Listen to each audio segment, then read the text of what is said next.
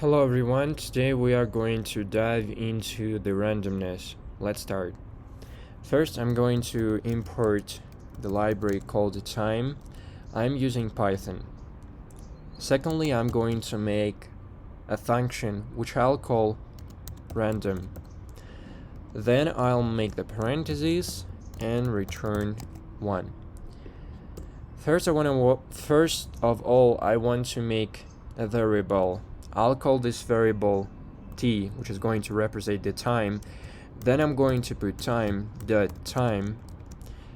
and we're going to get the time. Let's check it. Print our function calling. I'm using Command R. You can use this tool in VS Studio Code, run code. Let's run it. As you can see, I got the current time. I believe this time comes from the year 1970. So this amount of milliseconds represent whole time passed between 1970 till 2023, almost 2024 already. Yeah. So, alright, we got, this is a time in seconds, and the decimal part represents milliseconds. Let's check actually.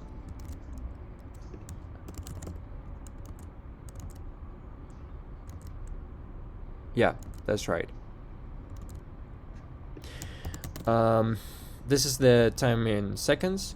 This is the milliseconds. Alright. Secondly, I wanna make variable called decimal, which is going to be equal t minus integer t. Let's check what is it. If you'll take a look on this, you will notice that we got the decimal part. As you can see, it repeats. So, and there is some numbers after that. We just didn't see it here because it's already big number. So basically we got integer, means we rounded our actual seconds to integer, and then we subtract this integer from the integer before, and we got our decimal part. The question is, why did we get the decimal part? You see, if I'll run it many times, 1, 2, 3, 4, 5, I think it's enough, you can notice here that this number always repeats. Let's check this. Yes, you see, it always repeats.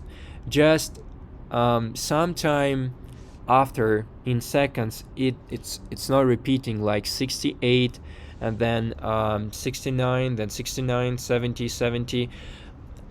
So what we want to get is randomness. How can we get this randomness? We need to use something fast like loop. So what time actually gives us is the decimal part. But decimal part, as you already know, it's our milliseconds. As you know, milliseconds is very fast. They're just like, I can't think about I can't think about the milliseconds in milliseconds. I'm thinking in seconds or minutes about them. So basically, we need to use these milliseconds because they give us the randomness. Let me show you what is the digits. Digits are 0, 1, 2, 3, 4, 5, 6, 7, 8, and 9. Basically, these digits can make any number which you want.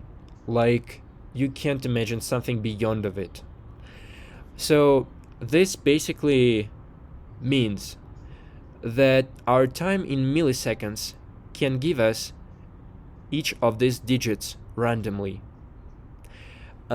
What it means is that we have something like loop. Let me make it so. Oh, sorry.